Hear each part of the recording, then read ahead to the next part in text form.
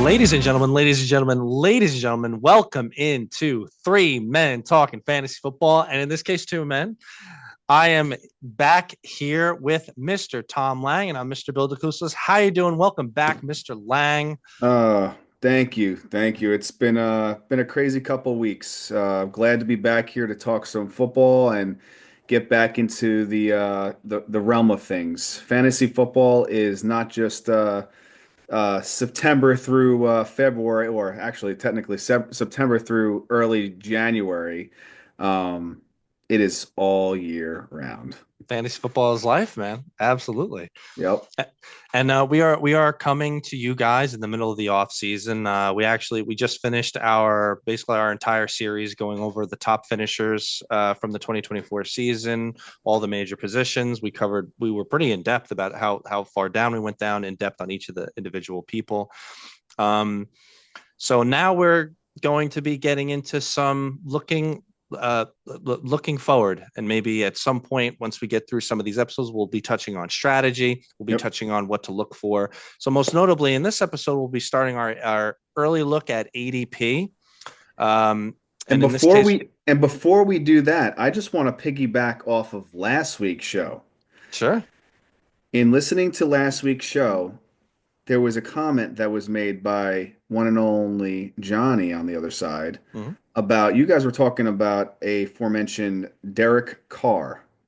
Okay. And Mr. Sir Derek Carr has been informed by his GM that he will be the lead quarterback. He's not going anywhere Right, in the Johnny year thought of he was going to go. 2025. So I actually wanted to, I didn't see that coming where they were going to move on from him and just kind of shift off into the future. Even if he's 35 years old, I think it was that you guys were discussing. Yeah, I mean, 33 35 is the new 25 for running backs. So, for quarterbacks. Yeah. quarter running backs to quarterbacks, situation right there. So, it's that he's in his prime. I think he has a lot more football left, and he's not one of your scramble quarterbacks that gets injured on every single play kind of thing. So I think he'll have another 4 or 5 years. You might be right. I was telling Johnny that I have a soft spot in my heart for Derek Carr. Yeah. I think he's criminally underrated. Like it always just feels like, we're waiting to take off. We're kind of waiting to take off. And he had that 1 year, however many years back, he was an MVP candidate before he hurt his back. Um, but it'll be interesting to see how he does in a on a team ran by a good offensive mind and Kellen Moore. We'll So I have see. I have some high hopes, and we'll be talking about a particular Saints player today. So we'll see how that goes. So today we'll be going over. We're going to do an early look at ADP. We're gonna and in today's show we'll be talking about running backs. Uh, Most notably, we'll be kind of running through top 24, but we'll be making some mentions of some other guys. Now, most notably, not on the list of ADP here is any rookies. Obviously, this is pre NFL draft. We should also set the table a little bit here. So, uh, there's no serious leagues going on for regular redraft fantasy football right now, other than best ball. That's the best information that we have at our fingertips. And in this case, we're going to be referencing underdog, but it's definitely a good barometer to think how people think about players and how ADP is kind of shaking out, especially at the top end. Mhm. Remember, best ball tends to overvalue explosiveness versus consistency. So we'll keep that in mind. We'll make some mentions as we go through. Um, so yeah, ready to get into it? Yes, sir. Let's go. All right. So top of the ADP for running backs, and this is already, I know this is going to get contentious here. So uh, you know what? Let's just lump in the top three. So top of the ADP is Saquon Barkley, followed by right behind by Bijan Robinson, and right behind by Jameer Gibbs. If you judge anything by their position and where they're being drafted, it's 1-2, 1-3, and 1-4. So it leads me to believe that they're close enough within the same kind of tier. Before we say anything else, your early prognostications. How do you rank these three guys? I mean, it's tough. It's real tough. And I think going into this upcoming year, um, you're in the top five, these are one of those top three guys you're kind of targeting. Obviously, there's the the wide receiver positions that are going to fall within the top five too. But if one of these guys falls to you, whether it's Barkley, Robinson, or Gibbs, you're in a real good position. Either three of those can finish off top number one, finishers for next year. I believe. And you guys were not in agreement last week about Saquon going breaking 2,000 yards. I think he does it. I think he breaks a record next year. All-purpose record. I think he just has so much in the tank, and he honestly that the way that team runs is he's not trying to break records. He's trying to win Super Bowls. And when you're a team aspect player like that, you're going to get yours as well. So he won a Super Bowl. I think next year the team really is going to feed off of that. It's going to, and this is, obviously, again, coming from a Giants fan, I try to take the fandom out of it for fantasy football. And I think Barkley, he's in a fantastic position. I think they bring back a lot of players. I think he is going to be your aforementioned number one overall pick, and he should be your number one overall pick because of what he did this year, and you will not be disappointed next year. It's so hard. It's so hard to disagree. It's so hard to disagree with you. Well, how would you rank before I give you my opinion? How would you rank the other two? Or Um, are they just so are they 2A, interchangeable that it's 2B. And like I said, I mean, you'd be tier? happy getting any one of those guys. So you're saying it's a tier there. So it's Saquon and then it's Bijan Jameer in the tier Yeah, for yeah, you. I really think. I mean, but again, if somebody feels like it's a safer play with Bijan, or somebody feels it's a safer play with Jahmyr Gibbs, them going number one running back, I wouldn't argue with that either. Um, The but the way the, if I was in that position, and I say if I had the number two, and somebody was like, and we're in a full point PPR, and somebody wants Jamar Chase, well, take Jamar Chase. I'm going to be happy with Saquon. Sure. It's so close. I kind of was like alluding there with when our talk with Johnny, but the way I see this is I see Saquon and Bijan. Uh, I see Saquon and Bijan in the same tier. Saquon to me is higher risk because again, like kind of the other reasons of which we said, which you can't deny, like the odds of him repeating are lower. But again, if you believe it, then you're putting your stamp on it. Then that's Yeah, what I you're mean, saying. Like, I look at it. I look at it as there's going to be your naysayers. There was your naysayers with Derrick Henry. I mean, you know what I mean? Just looking at it. I mean, yeah, hindsight's 2020. But I knew going into last year that Derrick Henry was going to have a top five year, just because of the position he was going into in high profiled offense. He wasn't needing to run the ball 300 plus times. And when he did run the ball, he was going to have wide open field opportunities. He could catch the ball. He was put into the most perfect scenario. It's the same thing with Saquon. right. Um, I just think it's the thing with Saquon is he doesn't have somebody feeding off of him. Yes, he's getting a little bit of a spell back over there from the backups and whatnot, but it's when he's tired. It's not like there's scripted plays for the backups in Philadelphia. There's scripted plays for Saquon. There's scripted plays in the backfield for Atlanta for Bijan, and there's also scripted plays for their backups over there. Same thing with Jahmyr Gibbs and, obviously Montgomery. Montgomery is going to feed into his workload. If David Montgomery didn't exist, would you have Gibbs over? Like, would you be like, there's no question, Gibbs is the number one guy? No, I wouldn't still because they like that two-tier running back, even if it's a 70-30%. Right now it's 55-45, right? Right. But they're And so good, it doesn't matter at the it moment. But doesn't matter. What it does though, it opens up they're getting less touches, but it opens up the field more when you have a tired defense, and then you have an elusive, crazy guy that's been on the sideline for 3-4 plays, and he goes in and he runs for a 70-yard touchdown. So, I mean, I feel if you want more consistency and comfortability in a backfield and in a running back kind of run first environment, I feel Saquon is the safest pick. And you really can't go based off injuries. You can't say, all right, well, he got injured week 3 and now I'm screwed, right? It doesn't work like that. It just happens. But if you want the safest element, safest player, Saquon is definitely the safest pick when it comes down to running backs. Again, I'm not disagreeing. I just think what puts me in the boat of Bijan is top among which it's all you could just go back into the history of these like game breaking years for running backs. They do not repeat. It just doesn't happen. Um, moving away You'll from see. that, Let's make a marker right now. We're obviously recording. Let's make a marker. I'm telling you right now, Saquon will finish number one. okay, we Not could by put a pin in far. that, but Not by far. There is going to be a shiner that's going to come out and really step it up next year. let me not forget just the history argument of it. My other reasoning is I when we looked at it when we were looking at like performances second half of the year, Bijan really took off.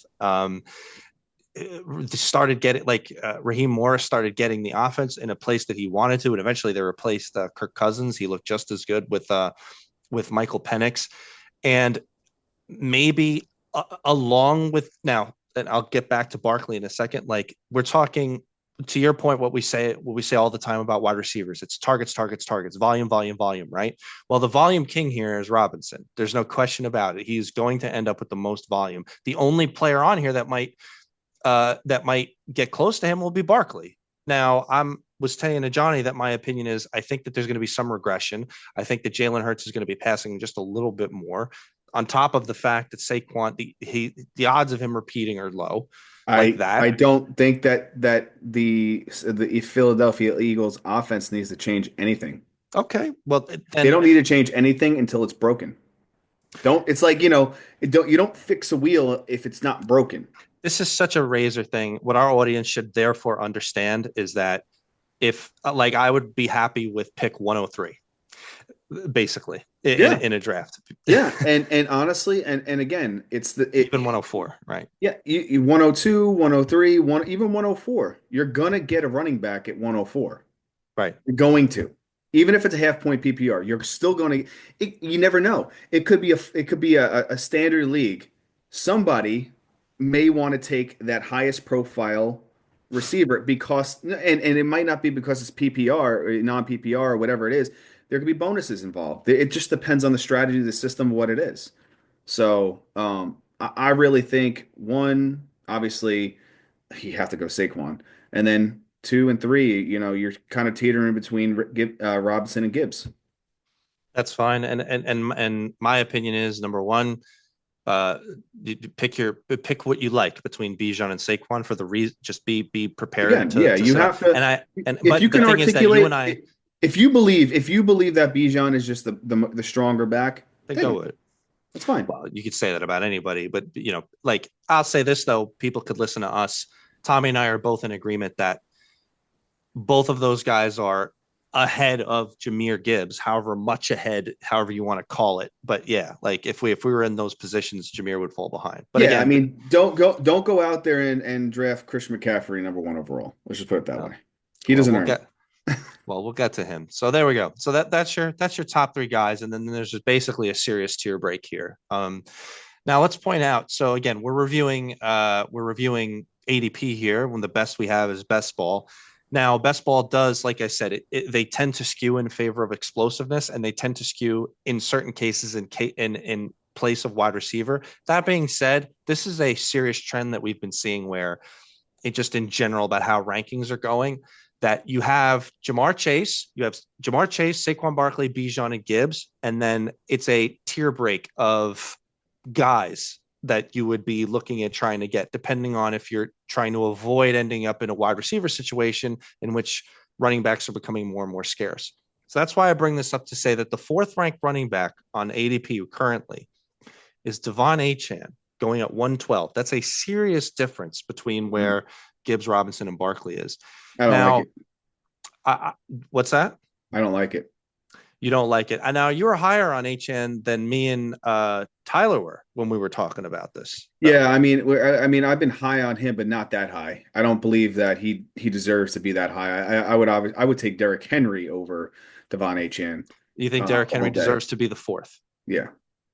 I I'll be honest. Now this is kind of where we're going to be getting into. Honestly, I'd take Jonathan Taylor over Devon Achane. I agree with you. I would take. I would think we were saying like I'm. I would take Josh Jacobs. Well, then you could wait. Then I mean, if Yeah. ADP holds up to what this is, you Well, the could thing is, wait. if ADP holds up right there, let the person take Devon Achane and you hold off. I mean, you Right. know, or you wait. Right. Grab your wide receiver there if you're, and then I depending mean, on your guy. I think also, I mean, and we'll talk about him in a little bit, but James Cook is undervalued, way Right. undervalued, He's we talked about. He's always so undervalued. undervalued, and it's ridiculous, He's always in ridiculous. every single year that, and he always comes out You literally and could get your smashes RB1 in the points. fifth round. Basically. Yeah. So yeah, so we got Devon A. Chan sitting at 112. Let's just give 2 seconds of lip service to him. Our Mm, prognostications and predictions here, like you have a couple things up in the air. First of all, we don't exactly know. He could say whatever he wants. We don't exactly know the Tyreek Hill situation. So whether he's back, not back, happy, not happy, we don't know. Additionally, I was looking it up. Mike McDaniel is like number one or number two or number three or something on the list of coaches to be fired during I or mean, Old after the year. McDonald. He had a farm and he might be fired. Not to mention the Tua situation where Tua may or may not be in and out the lineup. So you take your risks in that. On top of the fact of you have this guy who is one of the fastest guys in the NFL, but also one of the smallest, playing a running back position. Yeah. I mean, he gets a lot of his Well, touches based on swing passes, etc. Like yeah. it's a gigantic risk. And that's where I'm really iffy about him calling him an RB1. And if you draft him in as the number four, you're drafting him as an RB1. And if you look at 2023, he only played 11 games. He finished number 24 because he had some explosive plays. He had 8 touchdowns, three reception touchdowns, and then 2024 comes around. Here's the kicker right here, right? 2024, he had 203 attempts for 907 yards. 2023, he had 103 attempts for 800 yards. So he nearly, I mean, yes, his Half yard of per those yards carry in was, in the Denver game. well, what I'm saying is his yards per carry was almost half cut, but he did do 4.5 yards per average every single, for 2024. What you really benefit for him this year was his 87 targets, 78 receptions for 592 yards and 6 touchdowns. He had 6 touchdowns on the ground as well. The problem I have with that is if Tua is back and if Hill is back and if Waddle is back and that team gets better at throwing the ball down the field, those receptions are no longer there. What kind of back is he? He's not an A gap back. He's not a B gap back. He's an outside scat back. And you're gonna make you're gonna make your points on screenplays and little dump offs and little outside runs. It doesn't happen. People, defenses are gonna scheme to it. Now, is he gonna break off for an 80-yard touchdown? Yeah, probably. But that's boom or bust, and I cannot put a boom or bust candidate in as my RB1. I agree with you. It'd be difficult for me to leave the draft with Devon Achan, I'd be like on terrified. on the turn, Devon Achan, and then like a wide receiver. Then I'd I'm be putting terrified. myself in a real risky position at running back. To your point, though, if the offense, the way that you described it, if that's how it came back, I'd actually feel better about Achan because at least it'd be more like the year prior. Now Raheem Mostert's gone, so there's more touchdown upside than that. He could get all his, he can But he's improve his not he's not efficiency. he's not that big-bodied back. He's not that he's He doesn't need to be, but Mostert was a big he's not a huge dude, but he was a big running back with a nice size and with great speed. Yeah. That's not the Von Achan. This is but there's no disagreement here. The risk is so massive. I will say Um, this. I will say this. If you're forced to take Devon Achane as your number four running back off the board, and you go running back, well, you might be able to get your number one running back in James Cook in the second round. maybe we'll see how ADP holds up. Well, Yeah, I mean, you mentioned Derrick Henry there, so he's the guy number five. So he's right there along the turn. So Devon Achane and Derrick Henry. I agree with you. I think Derrick Henry is going to go for a regression next year. I would still prefer Derrick Henry over Devon Achane right now. yeah. Um, Now, I mean, I personally would prefer Jonathan Taylor over both of them, I think. Well, let's mention the other guy. So Christian McCaffrey is actually coming in at number 6 below Derrick Henry. We know the Christian McCaffrey situation. There's no amount of talking that me and you can do to be able to describe what the upside is, because the upside's number one by a gigantic margin, but gigantic risk, injury risk on top of the fact he's another year older. Yeah. This is what one thing we should talk about, and we'll get into this with draft strategy. So you don't win your league at the draft, but you can certainly lose it. So one thing you want to look for is safety.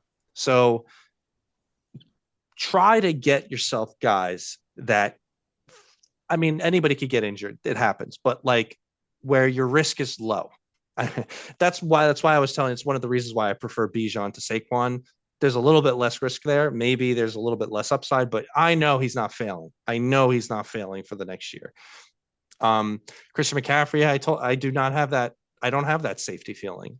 So some guys that I would prefer over Christian McCaffrey this year, like we said, Derrick Henry, not necessarily Devon Achane because it's another big risk, like we just talked about. Jonathan Taylor, who comes after Christian McCaffrey, I would prefer him. Um, I might take Bree, Josh Jacobs.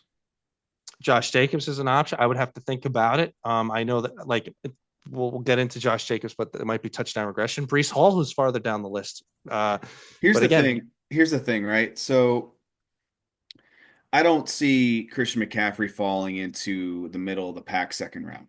he's not. And if he does, I mean, that could be that who if you get him in the middle of the pack second round, that's a league winner right there. Because you never know. He might come back and he might be the same explosive Christian McCaffrey from 2-3 years ago.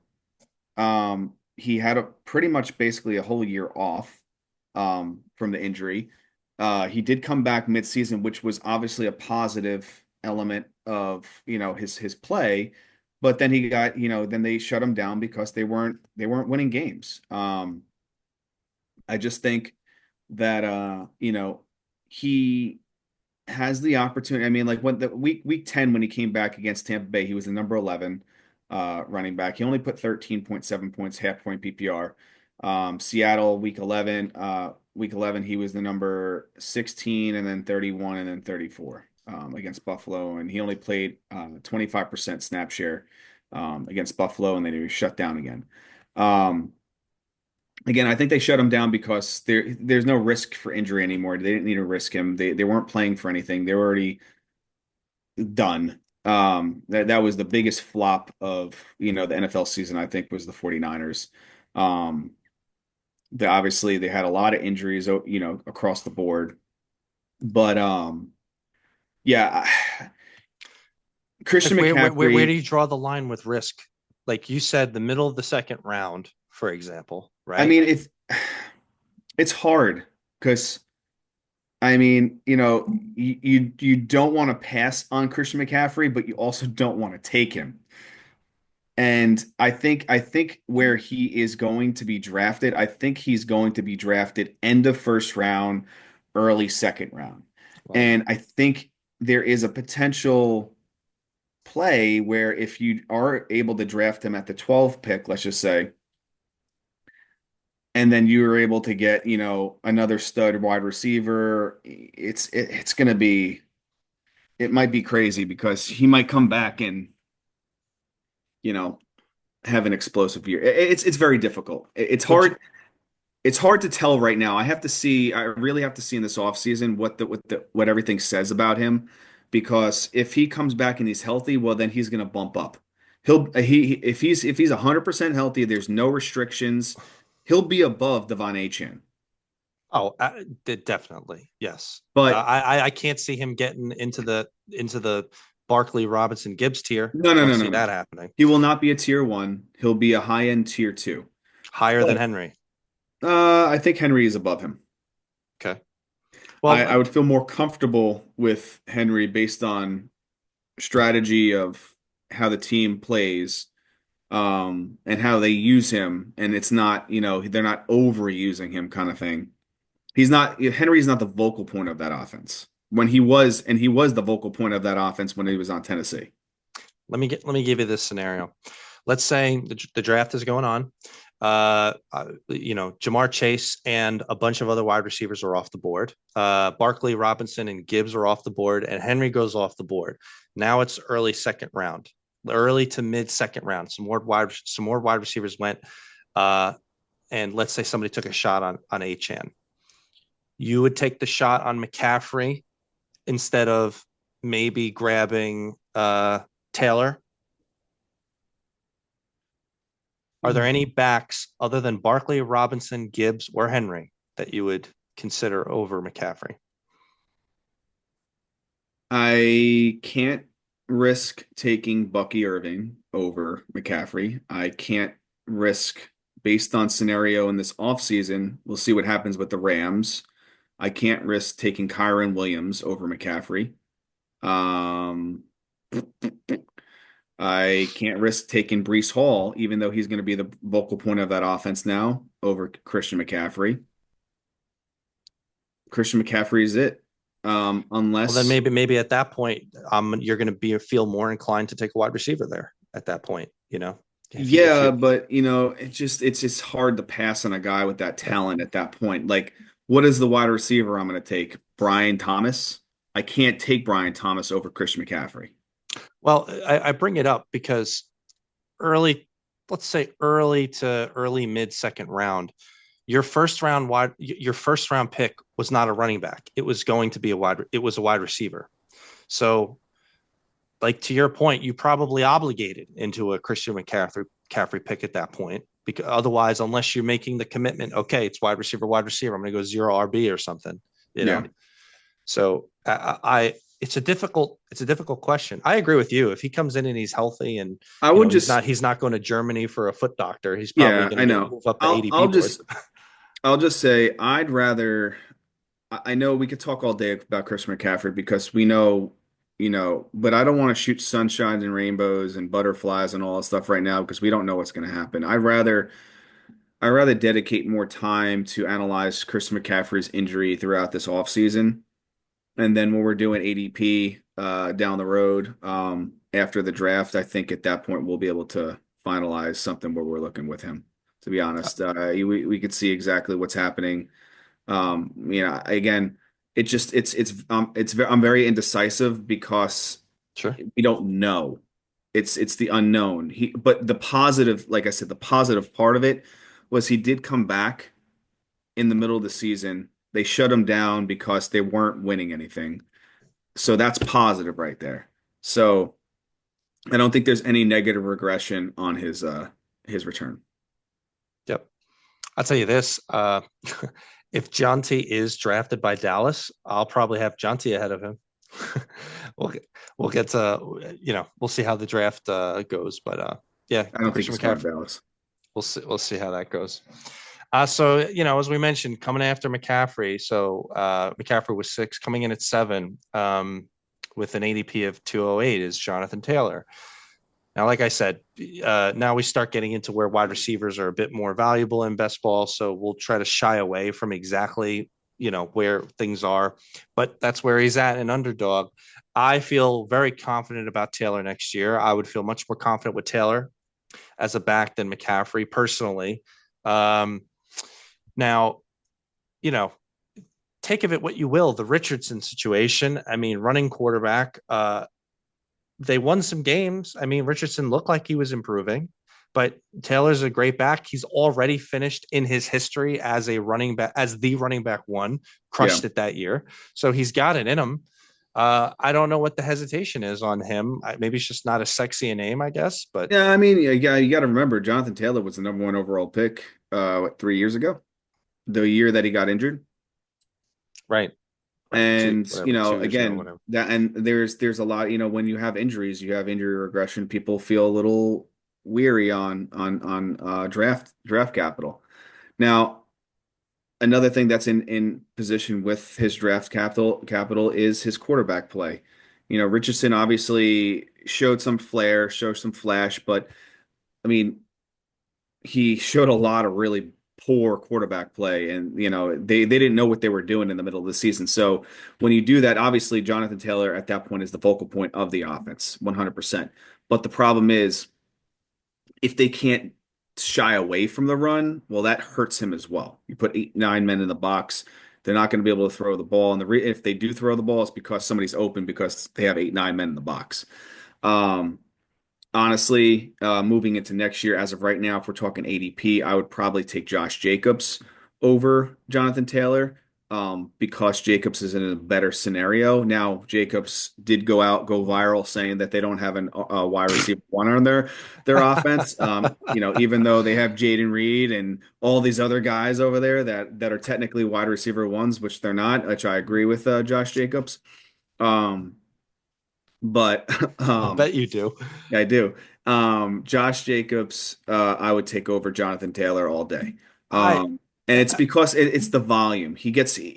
Everybody thought that he was going to like lesser down a little bit, but they signed him to be that guy. He's the elder of that offense.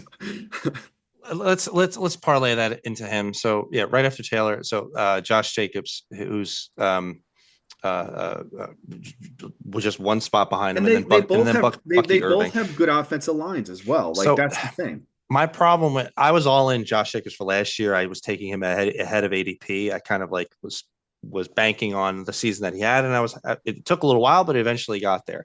But he Yeah. basically did it on the back of I forget whatever week it was, week 6 or 7. From then on, just getting every single touchdown to the detriment of all the not quote unquote non wide receiver ones on his team. We don't like that. It was a more plotting kind of way and just very, very, very touchdown dependent. There's going to be some touchdown regression that goes along with this. So I'm not as confident in Josh Jacobs going at this year and maybe not at his ADP. I mean, we'll see. Right now, we're just looking at best ball early looks at it. Um, you got to remember Green Bay, after they brought in Josh Jacobs, they then drafted the second highest running back drafted that year. So Carolina drafted Jonathan Brooks, and then later on, Green Bay drafted Malcolm Yeah. Lloyd. I'm going to forget the guy's name. He had a bit of an injury situation going on this year, on top of Josh Jacobs getting everything. That's not going to be the case next year. They drafted him to use him. They're going to get him involved in some way on top of a touchdown regression. I think there's reasons to be cautious here. I don't. And I think the NFL is a copycat league, right? So I think that they did that to see if they can get a Gibbs Montgomery situation.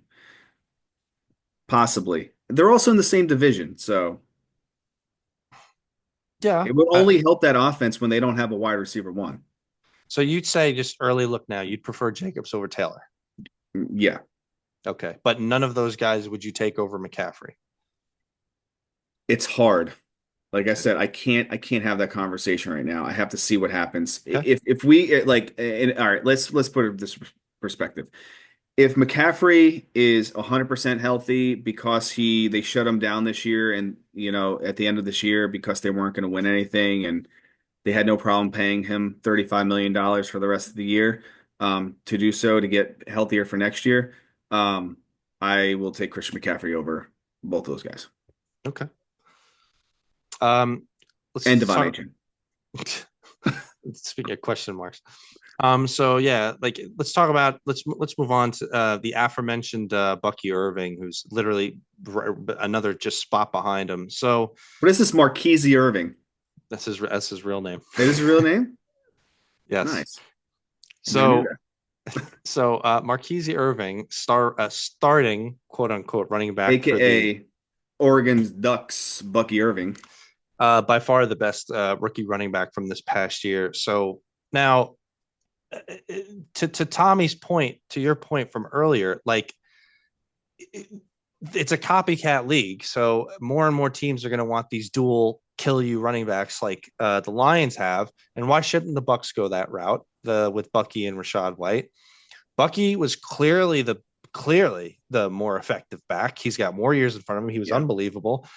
There's a lot of room for upside, but again, only so many people could catch the ball and do things with the ball in their hands in Tampa. There's a lot of mouths to feed there now.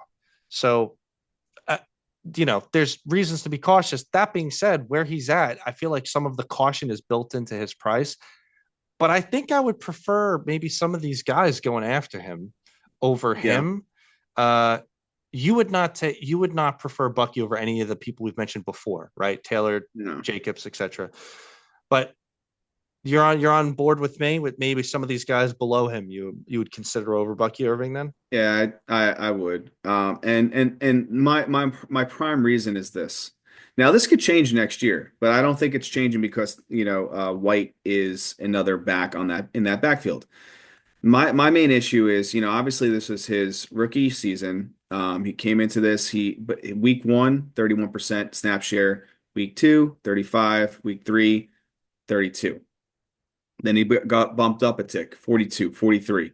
64% was hit, or sorry, 72 was his highest percent snap share this year. 72, week 18. Outside of that, he had one other one, which was 64, which was week six, and then everything else was teetering between 35 and 50% snap share. You can't make that guy your RB1. Now, he is your atypical boom or bust. Now, he had more consistent weeks where he had nice weeks for you, but I think if you're looking for, he potentially would be somebody's RB1 based on position. Um, Same thing with Devon Achane. I will not be sleeping comfortable at night with Bucky Irving or Devon Achane as my RB1. I agree with you. I would rather have somebody else take Bucky Irving and grab, another, get a better wide receiver, which we'll be talking about down the road at that position, or wait a few more, wait to the next round, or reach up and grab a Cook in that position right there. I think Cook has more value based on that offense than Bucky Irving. I agree. And if ADP holds up with what we're seeing, And it's then and it's and you'd it's be it's better off tough. waiting a little bit. Yeah. Yeah, and you could wait till the next round. The problem is, not everybody waits on tiers. Not everybody Right. waits on ADP. And, Get your sometimes guy. you have to go out and get your guy and Yeah. draw him in a round early. I'll tell you something right now. I mean, as right now, tier four, out of all the positions right now, tier four, you got number 26 is basically Christian McCaffrey as RB10. It's projected on here, actually on Fantasy Pros for next year. So I don't know if I can wait on that. I'm not sleeping nicely at night if I'm waiting on Christian McCaffrey at that late in the game. So same thing with James Cook. You can't. He's projected as RB13. He can have top five finishes. Right. So, and he's your Well, number, and he'd be your number one. well, we should probably mention to people. Let's just kind of we're using ADP as a barometer for how we judge this. So whether it's me, whether it's you, whether it's whoever, like at some point later on in the offseason, we're going to come up with our own set of rankings and our own tier lists for these players. And the idea is you look at what we think are the true rankings of players and you compare that against ADP. And if you have a guy who we have if we have a guy that's ranked high, but his ADP says we could hold off on him, to some degree, we're going to hold off a little bit. But to your point, like we're not going to risk it past a certain point. If we got to get our guy, we think that it's, he's significantly higher than whoever, then we make the move on that. Yeah. And this is a perfect example. Bucky Irving might be ranked X on our list, but if the ADP for him is significantly higher, he's probably not going to end up on a lot of our teams. Yeah. So I mean, Yeah. It's kind of like an AJ Brown scenario. A lot of people love AJ Brown, but you're not willing to take the risk of drafting him in the first round. right. Well, let's talk about a guy who I think again, if this ADP is sticks with it, it's going to be criminally. It could be a real gem in the draft here. I would have ranked significantly higher over a lot of these guys. So Brees Hall. Um, so it wasn't. People forget how good of a year he had 2 years ago. It was a great year with a horrendously awful offense. This past year, you have in some ways better an offense, but yet worse of an offense. It was such a circus in New York. Plus, he got hurt. Plus, he like the team sat him down. Having watched every single Jets game as a Jets fan, I felt like it was a travesty with how they were and were not using him, especially as the season was lost halfway through the year or whatever. I think they're in line for a massive, massive. He is in line for a massive comeback, especially because they're not going to be whatever quarterback they bring in there, they're going to be relying on the run game. It's Aaron Glenn coaching a defensive run, punch you in the face kind of team. Brees Hall is going to be, I would take out of all the guys that we named before, other than, the three guys at the top, I would consider Brees Hall in our same tier list as Derrick Henry. But I know that I'm going to get a chance to wait on him. So he's going to be a gem for me. I don't think You he's in the same tier as Derrick Henry. Derrick Henry is on a more high-profile offense. Jets, you don't know who's going to be quarterback. You don't know how that offense is going to run. Brees Um, is more explosive, catches more passes, and Derrick Henry's a year older. You I know, still take the guy who's done it. okay.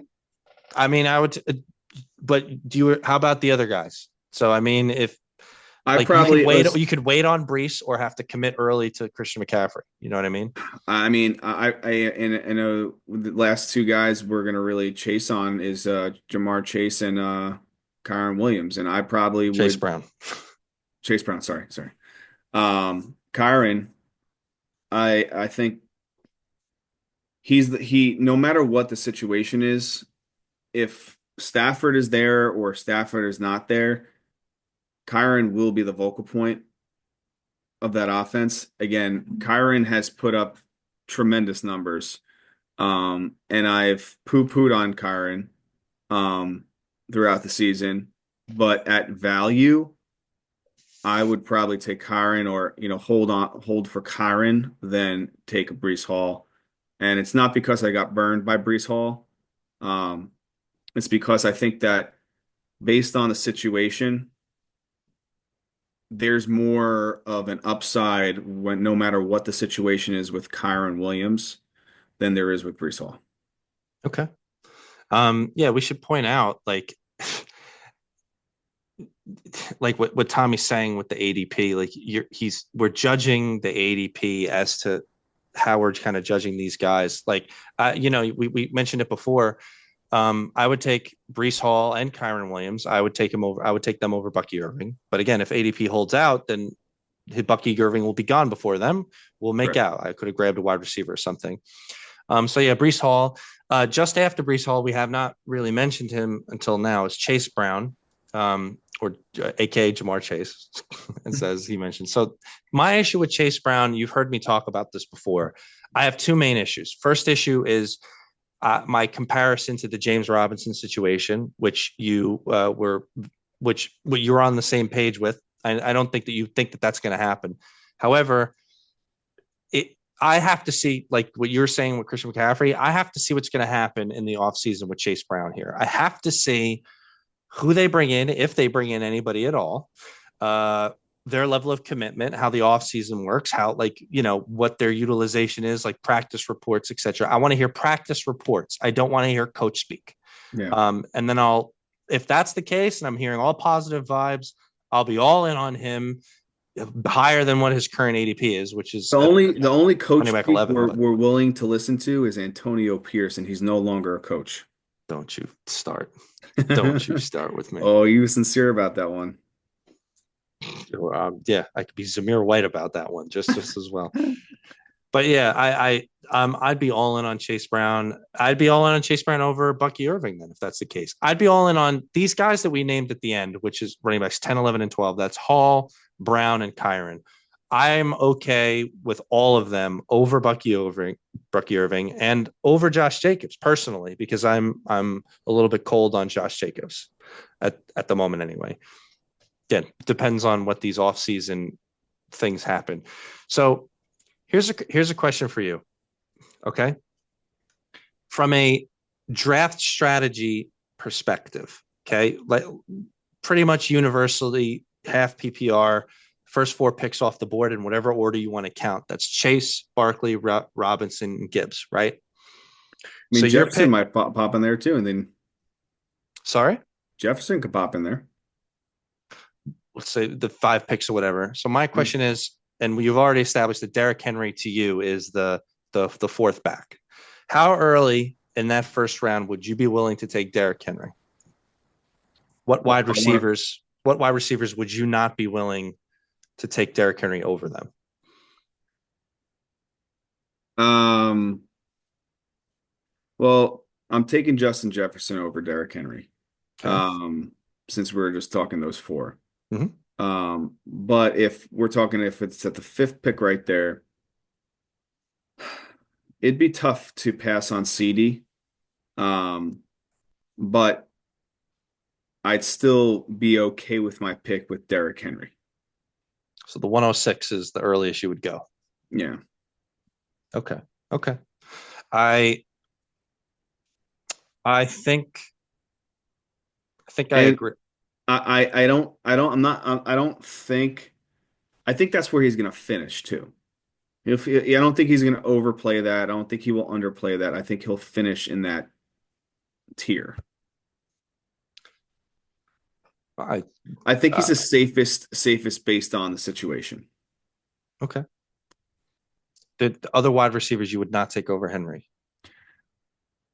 I'm on Ra. I've never been a Puka fan. Puka. Again, Puka, it just depends on what happens with Matthew Stafford, if he stays there or if he goes somewhere else.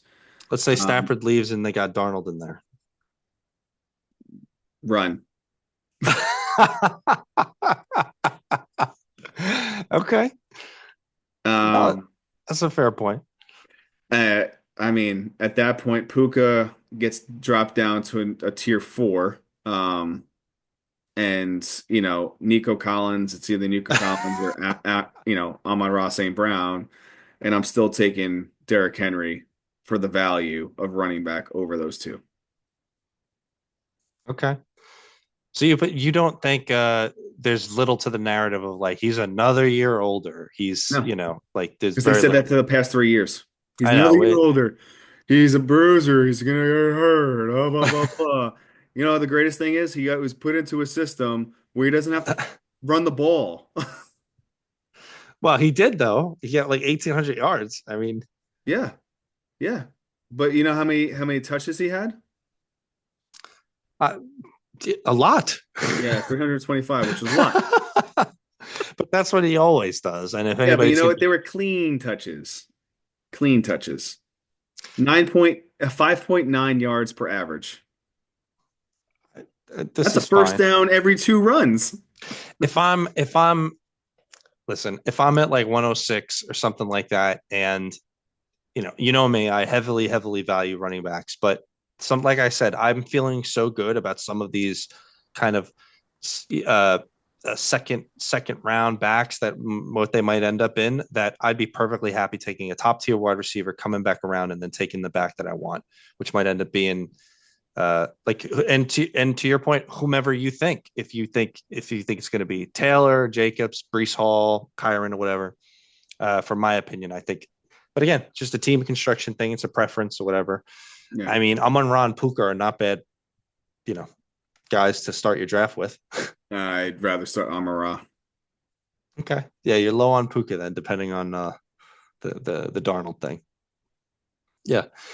So yeah, that'll kind of do it. We'll leave it right there for timing wise. So that's the top 12. I guess we'll be splitting this out then. We'll cover we'll cover 12 by 12 with all the positions. So we'll cover 12 to And we'll 24 running sprinkle backs. some extras in there. We'll sprinkle some extras in there. We'll cover 13 to 24 running backs, and then we'll get into wide receivers, etc. Down the line. There's some very, very interesting names here in the next set Yeah, of and there's guys. some sets of players that actually might overproduce some of the players we discussed today.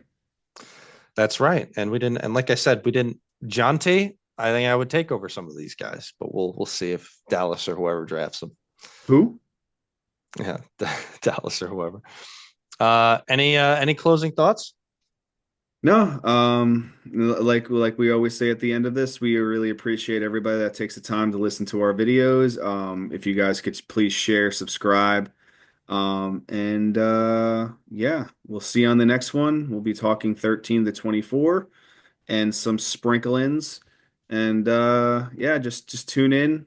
Be ready for those shorts. If you again, we appreciate you guys taking the time to listen. Awesome. Thank you, everybody.